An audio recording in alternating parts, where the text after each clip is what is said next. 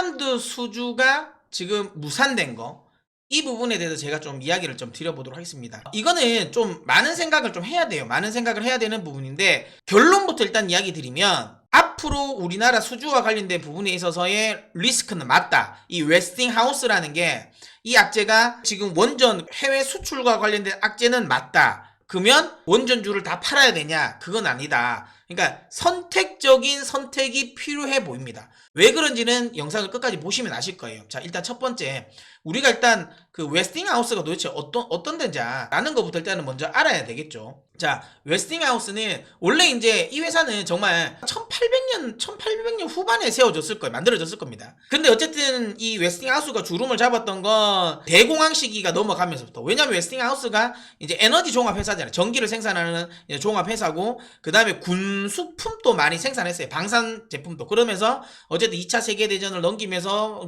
회사가 굉장히 성장을 했고, 근데 이제 그 성장을 하면서 그때 돈이 많이 벌었어요. 엄청나게 많이 벌다가 1979년부터 이제 망하기 시작했어. 1980년부터 망하기 시작했습니다. 그러니까 너무 잘 될 때 문어발 경영도 많이 하고 뭐 했는데, 결정적인 건 이거예요. 그러니까 이 회사는 어쨌든 이 원자로 기술과 관련된 핵심 설계 기술을 가지고 있는 회사고요.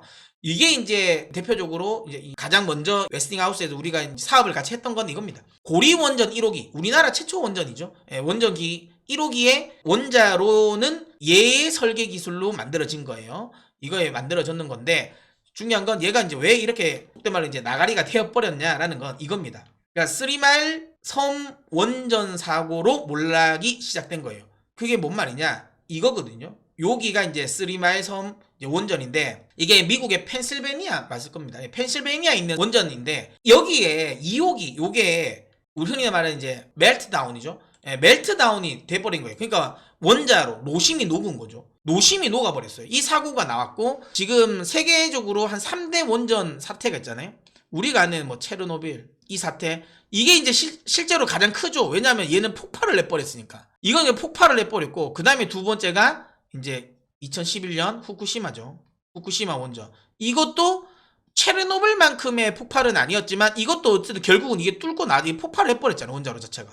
이걸 지금 폭발을 해버렸고, 그 다음이 얘입니다. 얘가 쓰리마일 원전. 근데 이거는 노심이 녹은 건 맞아요. 근데 이게 이 안에서 녹았기 때문에 여기서 폭발을 하진 않았어요. 그래서 누군가 뭐 피폭이 됐거나 이러지는 않았습니다. 근데 하지만 어쨌든 이거 자체가 멜트다운에 됐다라는 거죠. 멜트다운이 됐다라는 거. 이 사건 이후로 미국이 30년 동안 원전을 안 지었어요. 그리고 이 사건 이후에 원전이 굉장히 위험하다라는 게 인식이 되기 시작한 겁니다. 그러다 보면서 글로벌적으로 원전 건설이 굉장히 많이 줄었고, 그리고 어쨌든 얘가 설계를 해버렸잖아요. 얘가 설계를 하면서 그러니까 웨스팅하우스 같은 경우는 원자로 설계 기술과 관련된 부분에 있어서도 의심을 굉장히 많이 받았습니다. 그러면서 이제 나락을 가기 시작한 거예요. 그때부터 이게 하락세를 막 이렇게 계속 하락을 이제 걷고 있었죠. 하락세를 걷고 있다가, 그러면서부터 결국은 어떻게 됐냐? 이제 떠돌이 신세가 돼버린 겁니다. 이때부터 얘들이 좀 나락을 가기 시작했어요. 그러면서 떠돌이 생활을 하기 시작한 겁니다. 그러니까 이게 그때부터 해서 많이 팔리기 시작했죠. 여기 보신 것처럼 많은 손을 거쳐간 회사입니다. 제일 처음에 이제 얘가 워낙 안 되다 보니까 웨스팅하우스가 이래저래 여기저기 옮기다가, 가장 우리가 아는 건 도시바죠. 도시바. 그러니까 이것도 참 도시바도 참 이야기하면 되고, 그게 있는 게, 도시바가 원래 이때까지만 하더라도 얘가 인수하기 전까지만 해도 괜찮았어요. 그리고 이 도시바 같은 경우가 원전 기술과 관련된 부분에 있어서의 좀 수출도 많이 했습니다. 많이 하고, 그 다음에 이때 당시만 하더라도 일본 정부가 이 원자로 수출과 관련된 부분을 굉장히 드라이브를 할 때였어요. 굉장히 드라이브를 하면서, 그러니까 도시바는 굉장히 어찌 보면 큰 도박이 아니라 큰 투자를 한 거죠. 결정을 한 거죠. 그러면서 웨스팅하우스를 좀 비싼 가격에 인수를 했어요. 인수를 하고, 자, 이제 가자라고 하다가 뭘 갔냐? 그리고 후쿠시마가 나와버린 거예요. 후쿠시마 원전 사태가 터져버린 거예요. 얘를 인수를 하고 얼마 되지 않아가지고 후쿠시마 원전 사태가 터져버린 겁니다. 근데 또 이게 하필 후쿠시마 원전이, 그러니까 원자로가 이제 3개가 있었잖아요. 3기. 원자로가 3기가 있는데, 그 3기 중에 2기를 도시바가 건설을 해버렸어요. 도시바가 설계를 해버린 거예요. 원자로를. 그러다 보니까 이게 여기에 또 도시바가 또 기술력과 관련된 부분에 문제가 생겨버린 거죠. 생겨버린 거고. 하필 또 그 시점에 웨스팅하우스가 거기 들어가 있어. 그러니까 이거 결국엔 또 웨스팅하우스에도 불똥이 튀어버린 겁니다. 그리고 아시는 것처럼 후쿠시마 원전 사태가 터지면서 또 글로벌적으로 탈원전 정책이 또 펼쳐져 버렸어요. 그러면서 도시바도 박살내 놔버리고 그냥 다 쪼개져 버린 거죠. 그러다가 웨스팅하우스를 또 팔아버린 겁니다. 그러다가 뭐 팔다 하다가 최종적으로는 지금은 카메코가 인수를 했어요. 이 가장 제가 보기엔 카메코가 진짜 잘 인수한 것 같습니다. 이거 옛날에 우리가 매수를 했던 종목이죠.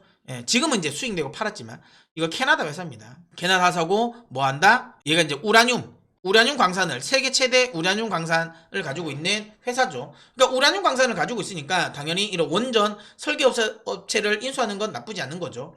그러면서 이제 지금 얘가 가지고 있고요. 하지만 중요한 건 뭐냐면 이게 왜 문제가 되냐면 그러니까 기업 간의 이런 문제를 자꾸만 이렇게 정부에서 뭔가를 개입을 하는 거는 좀 아니지 않냐라고 생각하는데 이게 왜 문제가 되냐면 원자로 설계 기술은 미국 내에서 전략적 기술이라고 해서 보호하는 기술입니다. 이게 왜 그러냐면 단순히 원자로라는 게 단순히 발전에만 있는 게 아니잖아요. 뭐냐면 이건 원자로를 잘못 이걸 이용을 하면 결국에는 뭐 재처리나 이런 과정을 통해서 핵을 만들 수 있는 거고 그 다음에 뭐 실제로 웨스팅하우스 같은 경우는 그런 이제 미국의 핵 잠수함이라든지 핵 항공모함의 그 엔진을 얘들이 설계를 했어요. 그러니까 이거는 결국에는 이제 이 국방과 관련된 부분에 있어서의 또 전략적인 자원이기도 하거든요. 그러다 보니까 이걸 전략적으로 관리를 합니다. 그래서 수출이라든지 기술과 관련된 부분에 있어서는 미국 정부의 허가가 필요합니다. 우리나라 정부도 반도체라든지 뭐 LNG 조선 같은 것도 함부로 못 팔잖아요. 우리나라의 이제 전략적 자산이라고 해서 그거 팔려면 정부의 허가가 필요하고 다른 나라에 팔려면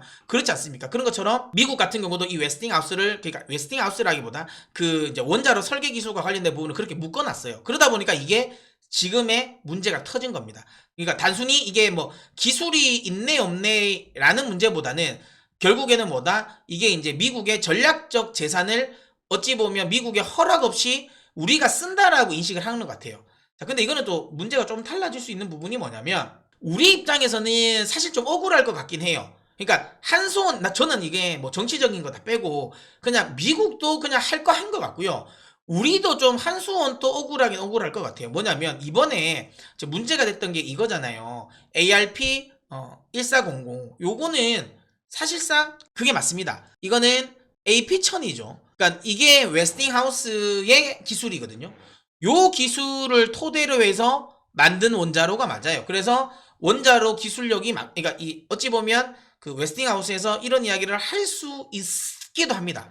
할 수 있기도 한데 중요한 건 뭐냐면 한수원의 입장에서 이거예요. 야 우리가 이거 훨씬 더 업그레이드 시켰는데 그러니까 여기 보면 설비 용량이 얘보단 좋아요. 원래 이게 1000메가와트급인데 여기서 40%를 더 용량을 증설시킨 거죠. 1400메가와트.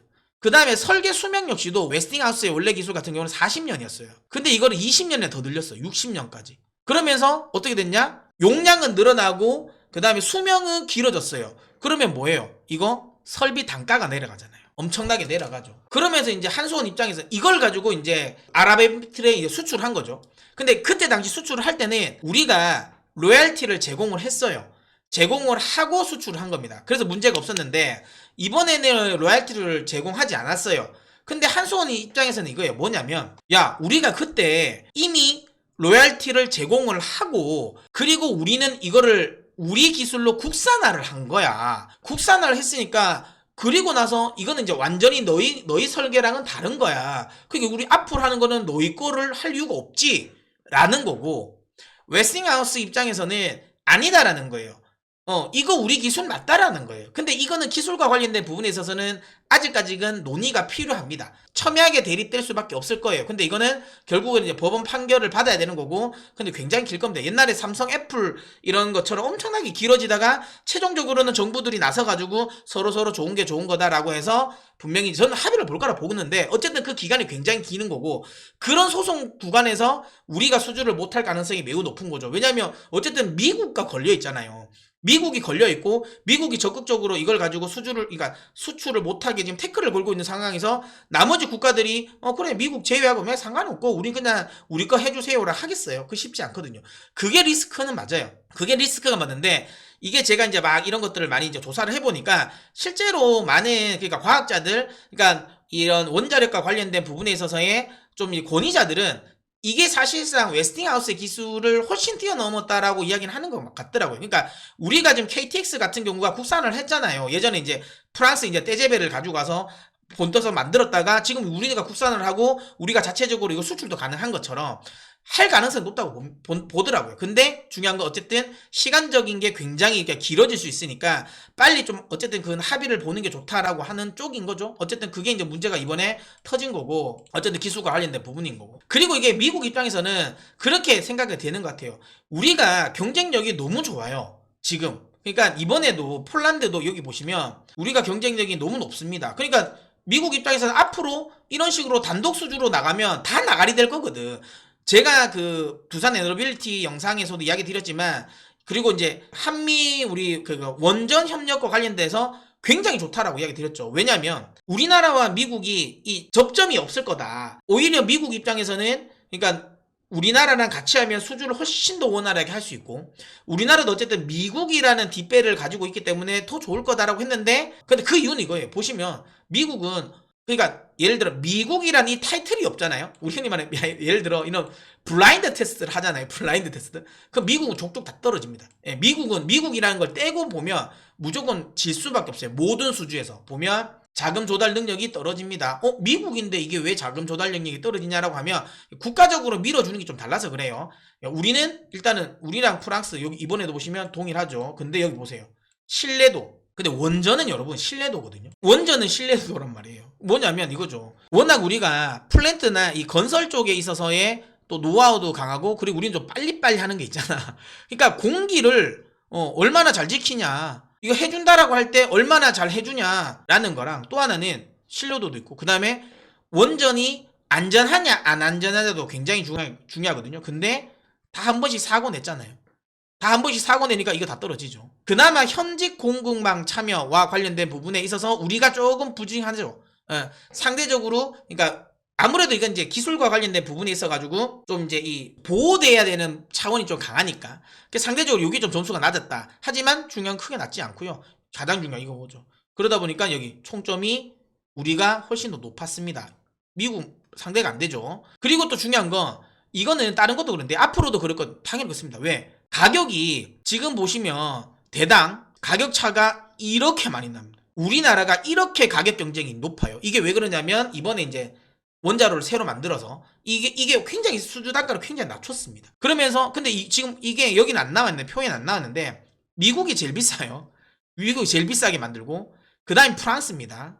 그 다음에 어디냐면 러시아입니다. 그 다음에 러시아고 그 다음의 중국입니다. 우리가 중국보다도 단가가 낮아요. 건설 단가가 낮습니다. 그러다 보니까 상대적으로 그냥 단순히 지금 이것만 놓고 보면 단독 수주를 하면 미국은 족족 다 망합니다. 그리고 여기에 러시아, 우크라이나 사태 때문에 러시아에 대한 제재가 많이 들어가기 때문에 러시아가 어쨌든 신규 뭔가 원전 사업을 할 가능성이 없어요.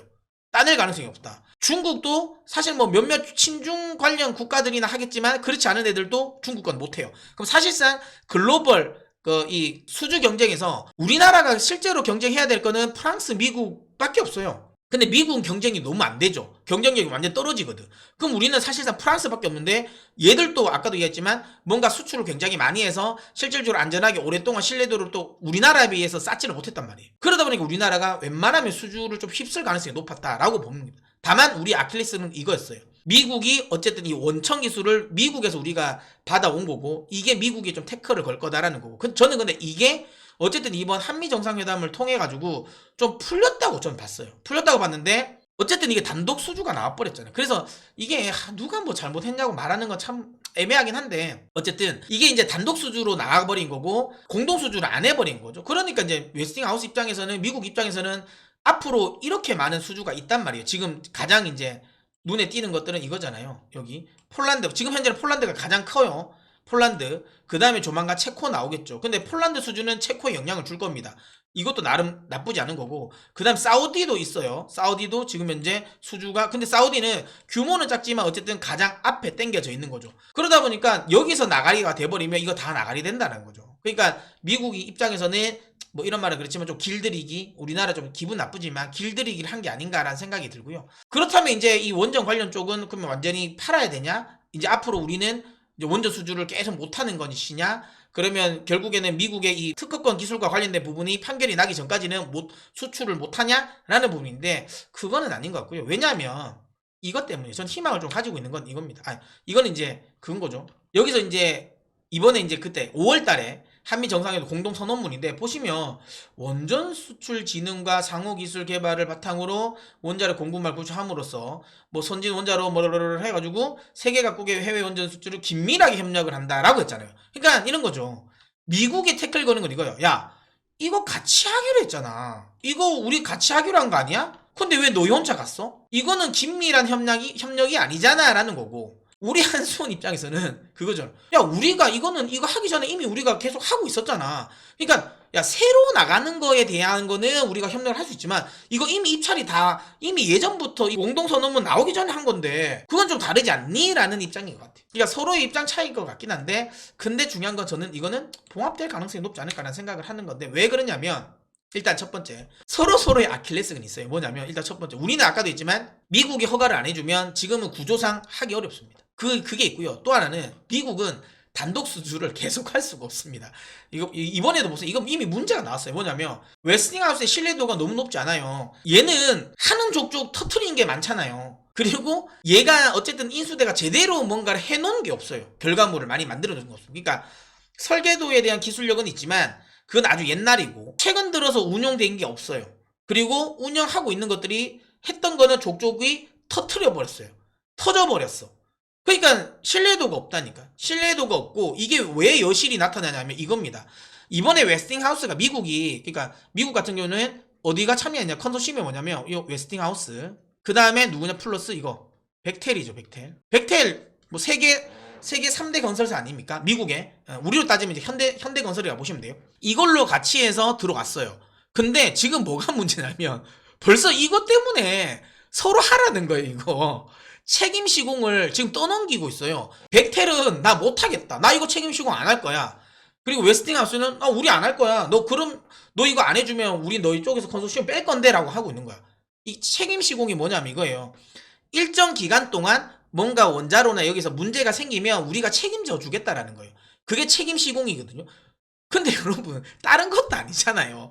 원전이에요. 원전인데 지금 벌써 원전 건설도 안 했어. 그냥 사인을 한 단계에서 벌써 책임 시공과 관련된 부분을 서로 떠넘기고 있어요. 왜 떠넘기겠어요? 벡텔이 만약에 웨스팅하우스의 그러니까 기술적인 신뢰를 한다면 안 떠넘기겠지. 그냥 하겠죠. 그래 알겠어. 내가 할게 하겠지. 근데 왜 하겠어요? 야 씨 얘들 거 맡겼는데 이게 몇 개가 터진 거야. 문제가 벌써 한 4개나 났는데 공식적으로 난 것도 4개인데 이씨 이건 또 나는 거 아니야? 그리고 얘들이 그러니까 2000년대 들어가지고 실제로 한 게 없어. 얘들이 단독으로 한 게 하나도 없는데 이거 어떻게 믿지? 라고 하는 거죠. 이게 또 문제되면 우리가 다 덤태기 쓸 건데? 라고 생각을 하는 거야. 그러니까 안 하는 거예요. 그러니까 중요한 건 뭐냐면 이거를 모르지 않잖아요. 그러니까 지금 이거 보세요. 폴란드 대표단이 어디로 갔냐면 미국으로 갔어요. 이거 수주 결정시키고 나서 바로 비행기 타고 미국으로 가가지고 미국 사업자들한테 뭐라 했냐면 야 이거 한국 기업 참여시켜. 우리가 일단 1차를 했거든. 너희한테 일단 맡길게. 왜 맡겼겠어요? 그냥 미국과 관계를 개선하기 위한 거겠죠. 미국한테 잘 보이려고. 왜? 우리는 일단은 뭐 방사는 우리가 무기는 많이 사줬는데 미국이 좀 약간 좀 싫어하지 않을까요? 맞잖아. 야 전쟁 나면 사실 지켜줄 거는 우리가 더 지켜주지 않겠니? 너 만약에 우크라이나에 밀리면 너 바로 폴란드인데 우리한테 좀 귀여움 약간 좀 아양을 좀 떨어야 되지 않을까? 근데 너 무기 자꾸만 뭐 한국 거 자꾸만 사면 되겠니? 라는 압력이 있지 않았을까요?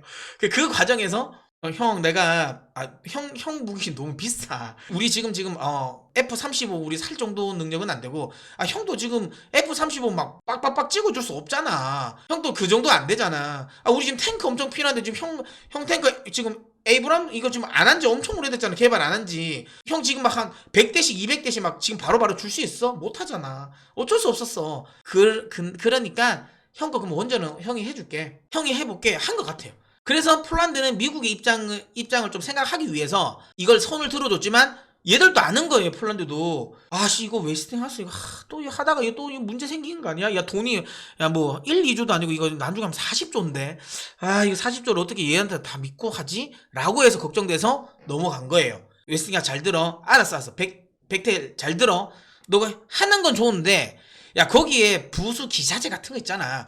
너 옛날에 3마일섬 같은 거, 그 문제 터진 거 뭐가 터졌어? 냉각기. 너 냉각기 터뜨렸잖아. 맞지? 냉각기가 고장나가지고 했잖아. 그 냉각기 세계에서 어디서 제일 잘 만들어? 두산 에너빌리가 제일 잘 만들잖아. 야, 거기 써. 거기 써. 이러지 않았을까 싶어요. 그러니까 실제로 폴란드 대표단이 갔어요. 미국을 갔고 미국 사업자들에게 우리나라 기업을 참여시키려고 한 거예요. 그러니까 주요 예를 들어 원자로 설계 너희가 하는데 그 구조물과 관련된 주요 부품 같은 경우는 한국 거 써라 라는 부분이고요. 또 하나는 이번에 원래 그 40조짜리를 한 방에 다 불지 않았어요. 그러니까 일단 1차는 지금 미국 걸 손을 들어줬지만 2차가 남았잖아요. 그거는 손을 안 들었거든요. 왜 그렇게 했어요? 제가 보기엔 그거 우리나라한테 맡길 것 같아요. 그거는 일단 뭐 그런 것들 때문에 제가 보기에는 이걸 완전히 악재라고 저는 보진 않습니다. 하지만 중요한 건 어쨌든 이 이슈가 나오기 때문에 내일은 분명히 급락을 하겠죠. 근데 제가 감히 예언컨대 이거는 만약에 급락이 나오면 현금 있으신 분들은 사볼만 합니다. 근데 만약에 이걸 지금 가지고 있다라고 하면 추가 매수를 좀 기다려보세요. 추가 매수를 좀 기다려보시고 대신 만약에 이걸 가지고 계시다면 버텨보세요. 그냥 제가 보기에는 팔 악재는 아닙니다. 그리고 결국은 이거 원전 협력을 합니다. 왜 협력을 하냐면 이거는 여러분 미국도 아까도 보셨잖아요. 경쟁력이 안 돼요.